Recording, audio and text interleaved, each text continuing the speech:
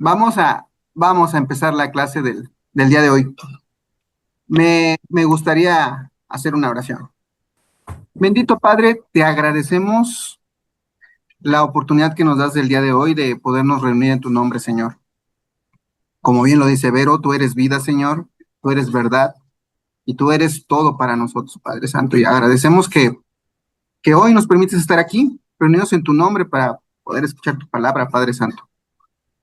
Y queremos pedirte, Señor, en el nombre de tu precioso Hijo Jesús, que el día de hoy, Señor, la palabra que hablemos, que se hable aquí, Señor, sea de provecho para todos, que permitas que llegue a nuestros corazones y sobre todo que nos permitas estar atentos, Señor. Hoy vamos a aprender un poco de cómo es estar atento a tu llamado, Señor. Así que te pedimos, Señor, que bendigas esta reunión, que nos bendigas a los que estamos aquí reunidos y sobre todo bendigas a los que no se pudieron conectar, Padre Santo. Te lo pedimos en el nombre de tu precioso Hijo Jesús. Amén. Amén, amén.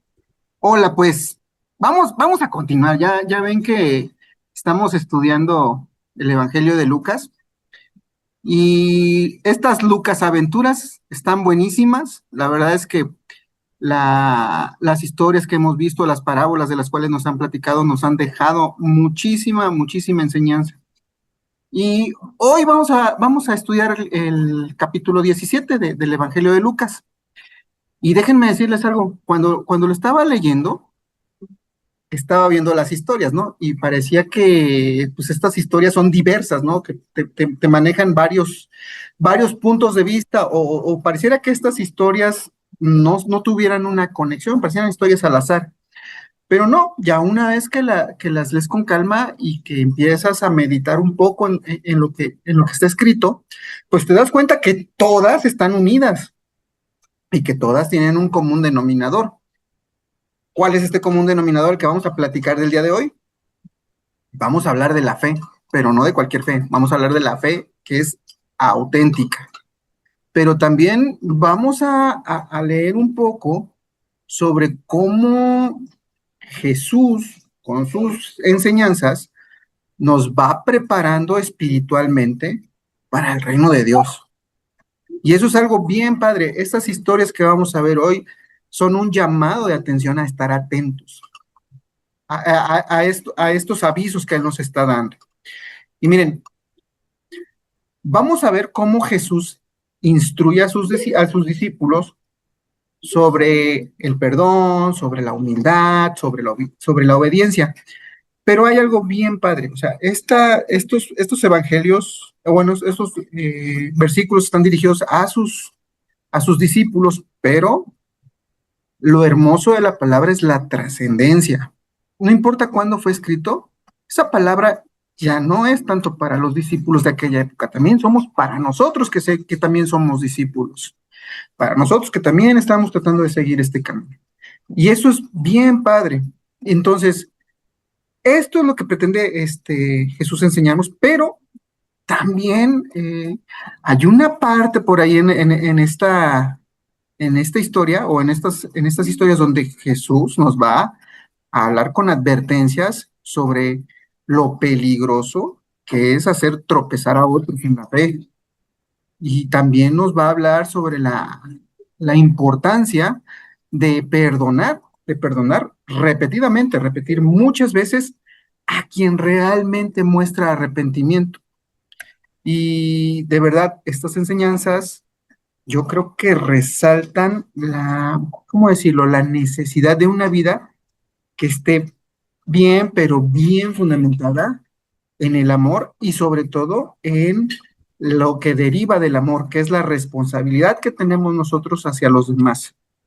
Este capítulo 17, como es costumbre, vamos a estudiar también por ahí alguna parábola que maneja Jesús, creo que se llama la parábola del sirviente inútil, o yo más bien la entendería como la del sirviente. Pero esta parábola nos enseña que servir a Dios no solamente es un motivo de orgullo, sino también es el cumplimiento de un deber que nosotros tenemos. Y también vamos a platicar más adelantito sobre la historia de los 10 leprosos que fueron sanados y que no sé si se acuerdan de esta parábola, digo, si no, como que ahorita la vamos a leer, donde son nada más de estos 10 que sana Jesús, nada más regresa uno a darle las gracias y resulta que ese uno era un samaritano. Entonces, vamos a ver cómo resalta este tema. Y finalmente, digo, ya cuando lleguemos a la parte final de este estudio, vamos a hablar cuando Jesús nos habla de la venida de su reino y nos hace una clara manifestación de que esto no va a ser así un boom, algo espectacular, ¿no? Sino más bien va a hablar de la sutileza con que el reino de Dios va a llegar con nosotros, que inclusive ya hay manifestaciones de su reino en nosotros, ¿no? Entonces, ya para terminar, Lucas 17, básicamente o a grandes rasgos, nos va a ofrecer muchísimas, pero así de verdad, muchas enseñanzas que son esenciales para toda la vida cristiana. Y sobre todo, yo lo veo como una invitación que Él nos hace a través de sus enseñanzas para que nosotros aprendamos a vivir con fe, para que aprendamos a vivir con gratitud, con humildad y sobre todo para que estemos preparándonos constantemente para la llegada de su reino. Les voy a leer los versículos y ya una vez que se los haya leído, los platicamos, ¿les parece? Ok, vamos a leerlos. La versión que voy a utilizar es la nueva traducción viviente. Este, si no la tienen, pues nada más escúchenla. Digo, no, voy a procurar leerlo lo más clarito que se pueda. Cierto día, Jesús dijo a sus discípulos, siempre habrá tentaciones para pecar, pero ¿qué aflicción le espera a la persona que provoca la tentación?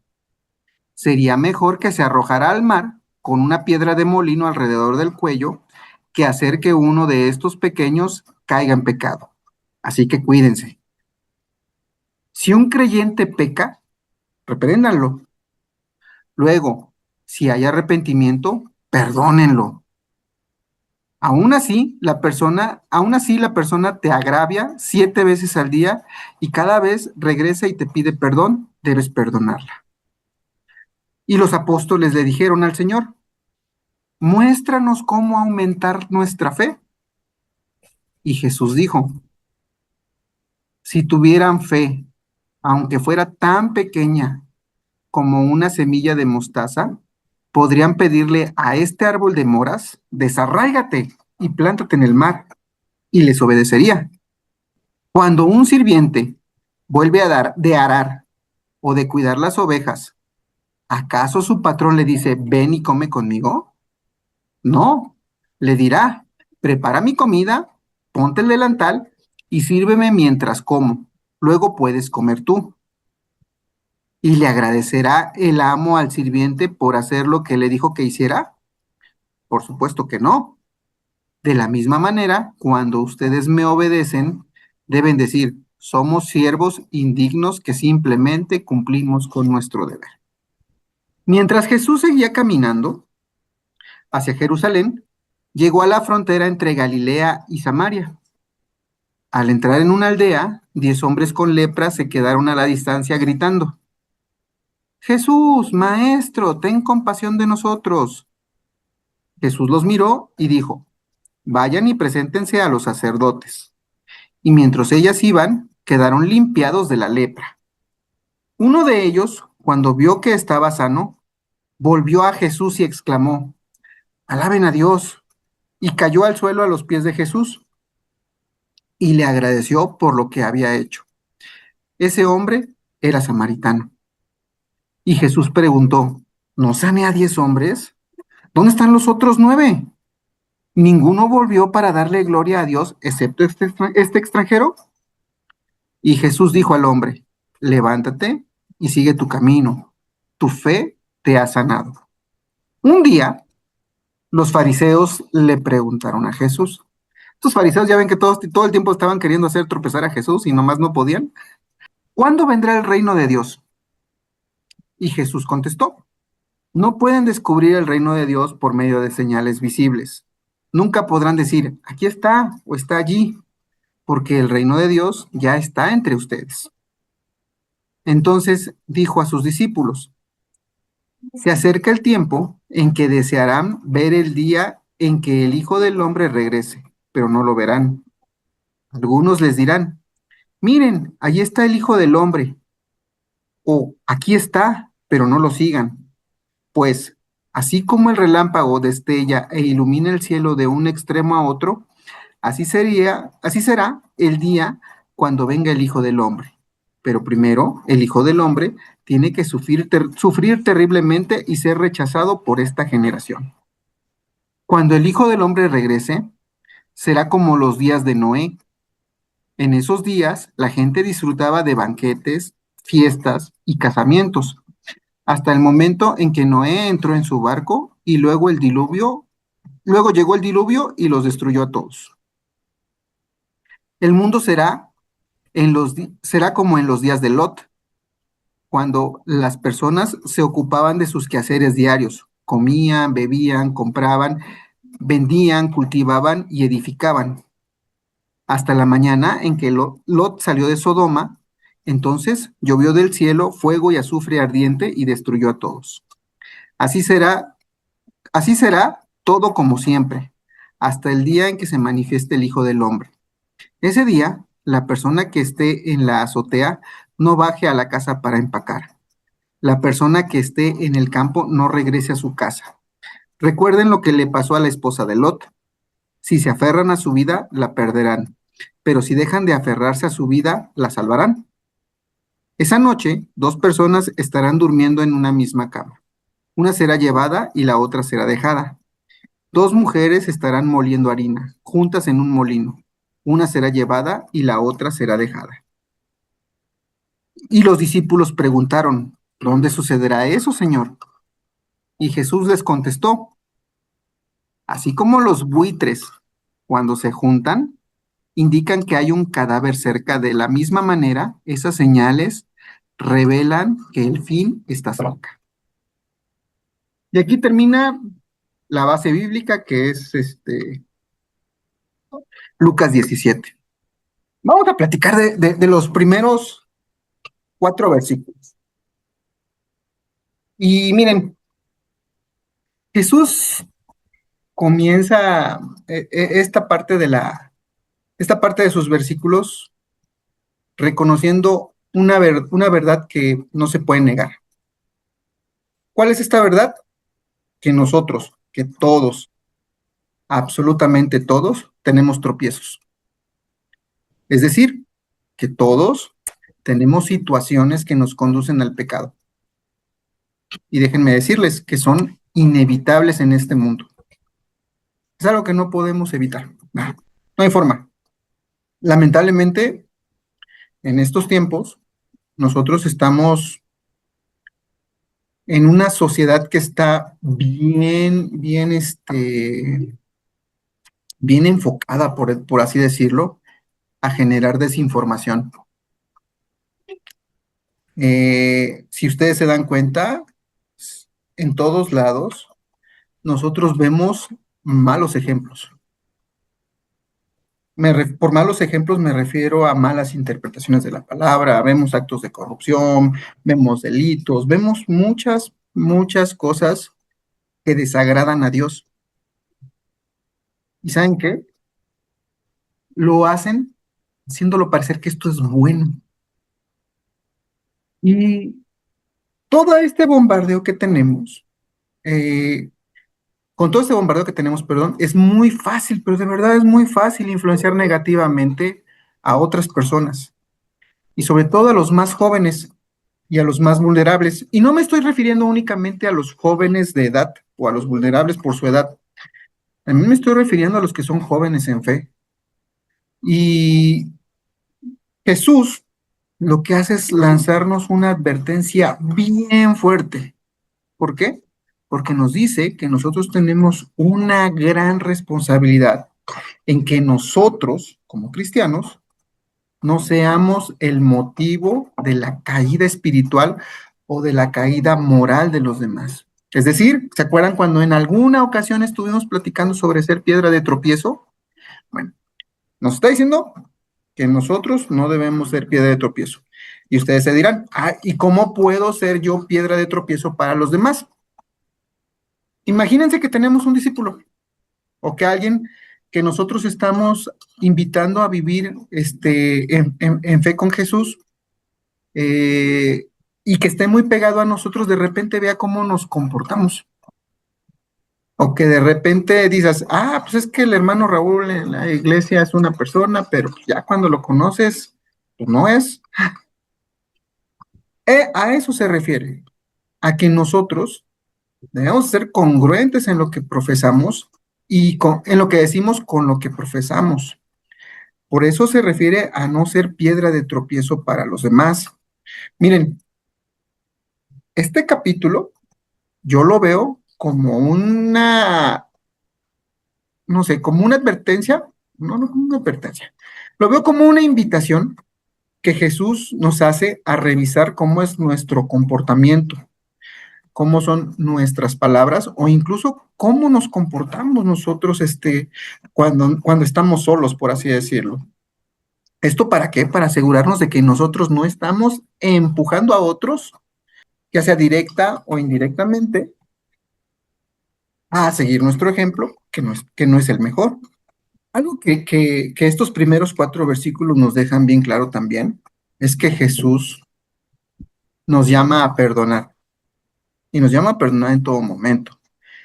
Y ustedes recuerden que para nosotros los cristianos el perdón no es cualquier cosa. El perdón realmente es una necesidad vital para nuestra relación con el propio Jesús. Y miren, lamentablemente, híjole, estamos en tiempos donde se valora mucho la venganza, donde se valora mucho el ser orgulloso, donde se valora mucho, no sé, bloquear o cancelar a quienes nos fallan, ¿no? Y yo creo que esto es bien, bien común. Híjole, de verdad, a veces entristece ver la cantidad de, ¿cómo decirlo? De cómo la gente resalta o ve como algo positivo el ser vengativo. El domingo decía José Luis, no, pues es que yo perdono, pero nunca olvido. ¿Realmente ustedes creen que eso es un valor? ¿O realmente creen que allí hay una enseñanza? Jesús no nos llama a eso, ¿eh? Jesús nos dice, perdonen las veces que sea necesario y sobre todo si hay arrepentimiento en la persona. Esta parte de la Biblia que estamos leyendo no, no nos está invitando a que ignoremos el mal. O sea, no dicen, pues no le hagan caso al mal. No, no nos está diciendo eso. Más bien nos llama a confrontar el mal. ¿Pero cómo lo vamos a confrontar? Pues nos dice que lo vamos a confrontar con perdón y que lo vamos a confrontar con arrepentimiento. Es decir, que nosotros debemos de saber que tenemos que extender el perdón más allá de nuestros límites. Y eso es algo bien complicado. Entendí mucho, entendí mucho de perdonar cuando una vez aquí en la casa, pues nos asaltaron. A mi suegro lo amagaron allá afuera, se metieron aquí a la casa y nos robaron los celulares. La verdad es que durante mucho tiempo, mucho, mucho, mucho tiempo, me sentía angustiado. Tenía miedo, sentía que la casa no era un lugar seguro. Y varios no me va a dejar mentir, yo tenía pensado, no, vamos a poner cámaras y vamos a hacer esto. ¿Y saben qué? No estaba confiando en Dios, estaba confiando en lo que yo podía hacer, ¿no? Para sentirme más seguro. Y me acuerdo que un día estábamos en la congre y estaban hablando sobre el perdón y parecía así como de esas veces que te mandan la palabra a ti y me acuerdo que nos dijeron, y por ejemplo, creo que fue el pastor Elliot que dijo, y por ejemplo, ¿ustedes estarían dispuestos a perdonar a la persona que los acaba de robar? y pum, ahí que me cae la piedra. En ese momento me cayó la piedra. Y saben que después de orar y decir, ¿sabes qué? Sí, te perdono por todo lo que pasó. De verdad, sí, sí me quité una carga. O sea, sí hubo un cambio, sí hubo como que una tranquilidad que tenía tiempo que no sentía. A eso nos está llamando. ¿Por qué? Porque cuando nosotros realmente perdonamos, lo que realmente estamos haciendo es romper ciclos. ¿A qué me refiero con romper ciclos? Estamos rompiendo con ciclos de odio, con ciclos de rencor, con ciclos de separación. Y déjenme decirles que esto es en todos los ámbitos. Es en la familia, con los amigos, con los vecinos, con los compañeros de trabajo e inclusive con la gente de la iglesia. Miren, en pocas palabras, estos primeros 4 versículos que leímos, lo que hacen es recordarnos que tanto el hacer tropezar a la gente como negarse a perdonar reflejan que nosotros tenemos un corazón alejado de Dios. Y Jesús no nos está llamando a eso. Jesús nos está llamando a vivir con una actitud que vaya en contra de todas estas corrientes. ¿A qué me refiero con todas estas corrientes? Lo que les decía hace un rato, de vanagloriar la venganza o el resentimiento, ¿no? De no perdones, pero nunca olvides, ¿no? Él nos llama a ir contra estas corrientes y sobre todo nos llama a tener un corazón dispuesto a poder restaurar estas relaciones, ¿no? De poder arreglarnos con el que estamos peleados o con el que estamos molestos.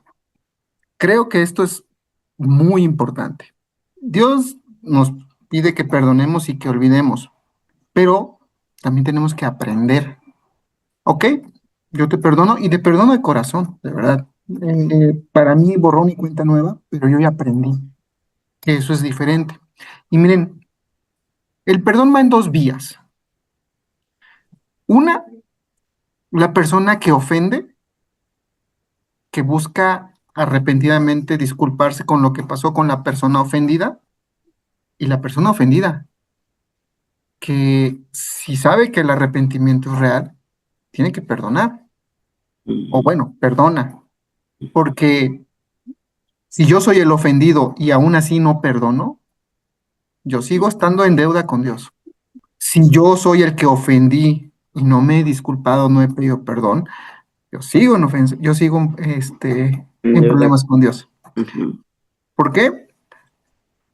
Porque yo perdoné, o sea, tú me ofendiste a mí, yo dije, ok, va, está bien, ¿sabes qué? Te perdono lo que pasó, voy a aprender de esto, pero si tú no te has arrepentido, quien está en broncas eres tú, no yo. Sí. Yo ya me quité la carga. Y eso es algo que muchas veces nos cuesta entender.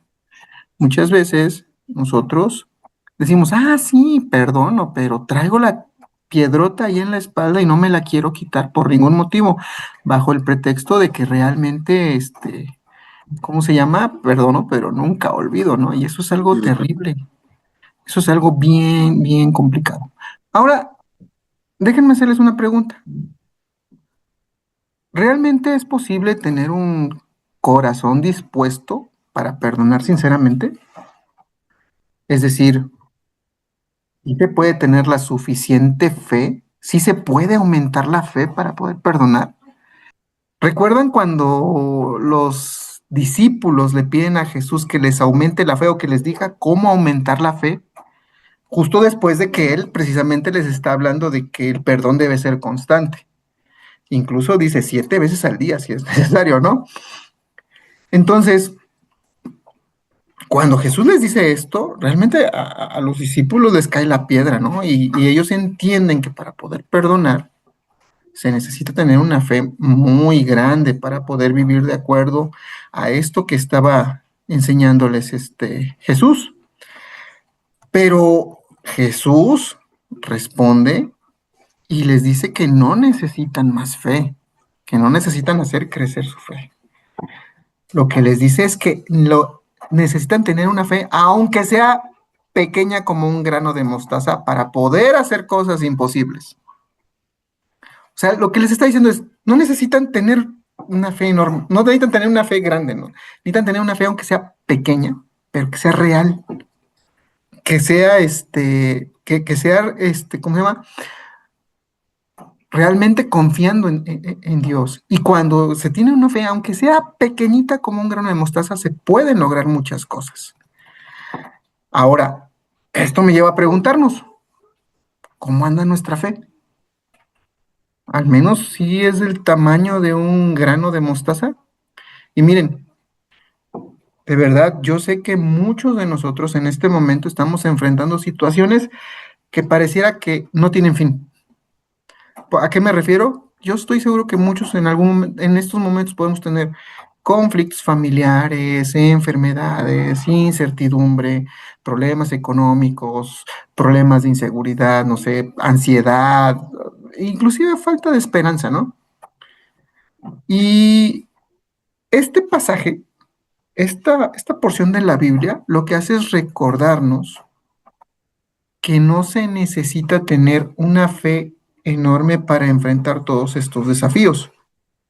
Lo que se necesita es tener una fe que sea viva, que esté viva, que una fe que esté activa y sobre todo que todo momento estemos confiando en el poder de Dios. Y miren, aunque esta fe sea pequeña, de verdad que puede sostenernos y sobre todo puede llevarnos a ver transformaciones que se pueden tocar, digo, en nuestras vidas, ¿no? Y en nuestro entorno. Yo, ejemplos de fe que he visto, hay muchísimos, de verdad tengo muchísimos. No hace mucho en el grupo de WhatsApp de Comunión con Cristo, ¿se acuerdan de Lori que se estuvo conectando con nosotros hace unas semanas? Ella pedía que tuviéramos fe para que encontrara trabajo. ¿Y qué creen? Encontró trabajo en menos de 15 días. O sea, a eso me refiero. Cuando hay una fe, aunque sea pequeña, pero que es real, se pueden lograr muchas cosas y de verdad se pueden ver cambios, se pueden ver transformaciones en nuestras vidas.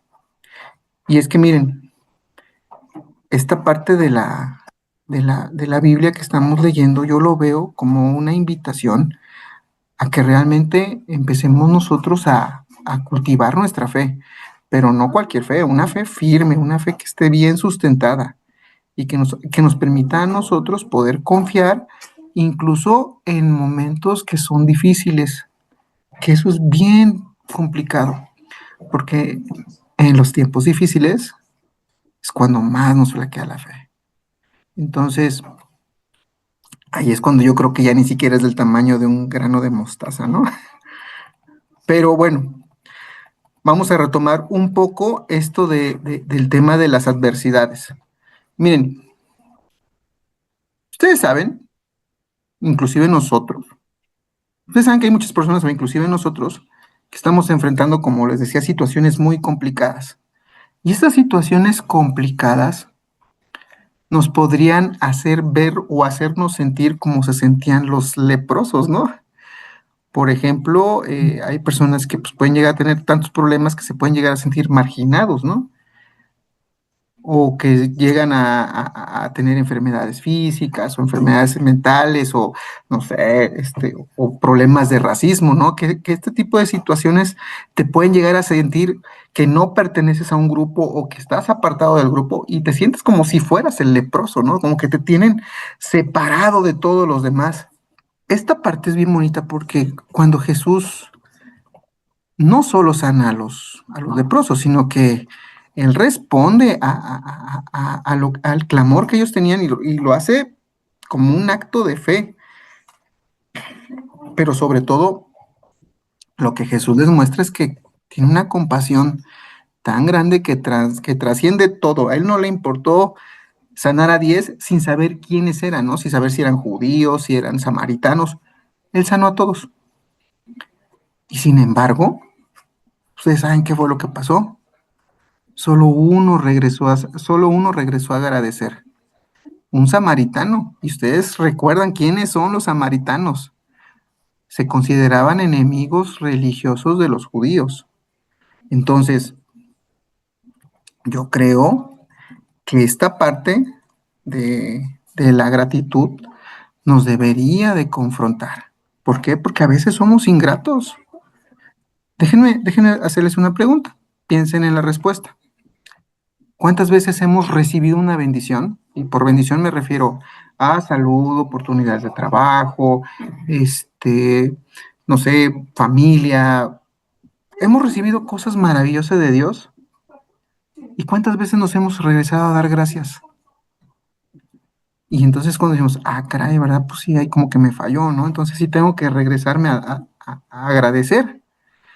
¿Y cuántas veces nos ha pasado que nosotros recibimos, en medio de tiempos muy complicados, recibimos bendiciones inesperadas, ¿no? De personas de quien menos te esperas recibes una bendición, como le sucedió al extranjero, ¿no? Insisto, entonces, si agradecemos o somos como los otros 9 leprosos que fueron sanados. Esa es una parte que realmente nos debería de hacer pensar, ¿no? O sea, qué tanta gratitud puedo mostrar con lo que Dios me da? Y es que muchas veces pensamos, ah, es que si Dios me da un buen trabajo, pues le agradezco. Si Dios me da este dinero que no esperaba, le agradezco. Pero ¿qué pasa cuando Dios te manda un ladrón para que te robe en tu casa? ¿Agradecemos? ¿Qué pasa cuando Dios te dice, ah, pues te voy a dar esta enfermedad? ¿Agradecemos? Porque yo, hasta donde yo sé, nadie agradecería eso, ¿verdad? Y sin embargo, son cosas que Dios te manda porque nada se escapa del control de Dios. Nada, hasta eso. Y eso que nosotros a veces no entendemos por qué nos está sucediendo, es porque Dios está esperando algo de ti. Pues porque Dios te está preparando para algo más. Y esa es la parte que a veces nosotros no entendemos. Y es cuando entonces nosotros mostramos esta ingratitud hacia lo que Él nos da. En todo lo que hemos estado leyendo, en estos versículos que leímos y de lo que hemos estado platicando hasta ahorita, Jesús nos llama a dos cosas, al perdón y a la gratitud. Pero hay una porción de la Biblia que acabamos de leer que nos llama a estar atentos. Miren, cuando Jesús le responde a los fariseos la pregunta de sobre cuándo será la venida del reino de Dios, ¿recuerdan qué fue lo que contestó? Él contestó o él nos dice que el reino no vendrá con señales visibles, es decir, que no vamos a poder decir, ah, está por allá o está por allá el reino de Dios, ¿no? Porque el reino de Dios ya está en medio de nosotros. Esto nos recuerda que Dios no se va a limitar a dar manifestaciones espectaculares, ¿no? No vamos a esperar así que, la venida de Dios y vamos a ver grandes cosas, ¿no? O sea, o cosas espectaculares en el cielo, ¿no? Que vamos a ver, o que su presencia se va a manifestar con, no sé, con cosas irreales, ¿no? Que no podamos distinguir. Él nos dice que sus manifestaciones comienzan con el corazón de los creyentes, que se puede manifestar en una vida transformada. Esas son las partes en las que nosotros podemos empezar a notar el reino de Dios. Hoy en día, muchísimas personas buscan señales o buscan milagros como evidencia para comprobar que Dios existe, como evidencia de que el reino de Dios viene, ¿no? Pero Jesús no nos llama a eso, Jesús nos llama a reconocer que su obra es silenciosa, que es callada, pero que es poderosísima. ¿Por qué? Porque cambia el interior de los seres humanos. Y cuando se logra ver un cambio que uno pensaría, oye, yo jamás pensé que esta persona se rindiera a los pies de Cristo, ahí está el reino de Cristo, ahí está el reino de Dios manifestándose. Y también nos dice esta parte de la Biblia, que cuando llegue su reino va a llegar de manera súbita y que va a ser visible como un relámpago, ¿no? Pero nos advierte que no va a ser como la primera vez. Nos advierte que va a ser rápido y esto lo compara como cuando fueron los días de Noé o como cuando fueron los días de Lot. ¿Se acuerdan que esa parte la mencionábamos en la lectura? ¿Por qué? Pues porque muestra gente que vivía o que estaba muy clavada viviendo sus rutinas, ¿no? Como casarse, comprar, vender cosas, o sea, el día a día de la vida, ¿no? Y estos distractores no les permitían poner atención a lo espiritual. Entonces, por eso les digo que es un llamado a estar atentos. ¿Por qué? Porque nosotros en este momento estamos en una sociedad que está bien distraída en muchas cosas. Y realmente, aunque no nos demos cuenta, a veces nosotros también estamos distraídos. ¿Por qué? Pues porque estamos distraídos pensando qué vamos a comprar, cuánto nos van a pagar, qué vamos a hacer. Y estas rutinas nos tienen atentos a otras cosas y no a lo importante. Entonces, esto para nosotros es como si estuviéramos ignorando o no estuviéramos atentos a las señales que Dios nos está dando. Y es que miren, déjenme decirles algo, Jesús no condena estas actividades. O sea, Jesús no está diciendo, eso que están haciendo está mal. No, no, en ningún momento las condena. Lo que sí condena es que nosotros, por estar en eso, mostremos una indiferencia espiritual. Es decir, que estemos alejados de vivir una vida de esperanza, una vida de fe, una vida confiando. Eso es a lo que él nos está tratando de decir. Él no nos dice, lo que están haciendo está mal. No, lo que está mal es que no están atentos, que no están poniendo atención a lo importante. Jesús nos llama a que no estemos de aferrados a las cosas materiales. ¿Por qué? Porque hasta nos manda una advertencia y que dicen los versículos 31 del 31 al 33, creo, o el 31, no me acuerdo. Cuando dice, acuérdense de la mujer de Lot, su apego al pasado y al mundo perdido la llevó a la muerte. Ah, miren, hoy, de verdad, hoy mucha gente está viendo que todo se está cayendo a pedazos. Hoy mucha gente habla de lo mal que está todo. De verdad, mucha gente dice, es que estamos en tiempos bien difíciles, estamos en tiempos bien complicados, estamos viendo cosas que antes no se veían. Y sin embargo, nos aferramos a eso y no seguimos y no seguimos el llamado hacia donde tenemos que ir.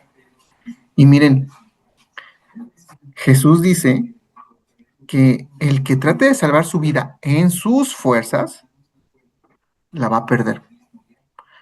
Pero el que pierda la vida por Jesús va a hallar vida. No sé si me explico.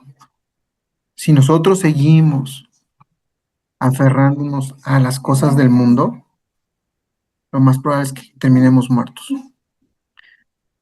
Si a nosotros nos aferramos a las cosas de Dios, aunque nos cueste la vida, vamos a tener vida. Y ya para terminar, esta parte de la Biblia o esto que estuvimos leyendo realmente nos confronta a tomar una decisión muy clara. Nosotros tenemos que buscar vivir para lo eterno, pero no debemos de quedarnos atrapados en lo que es temporal o en lo que es pasajero.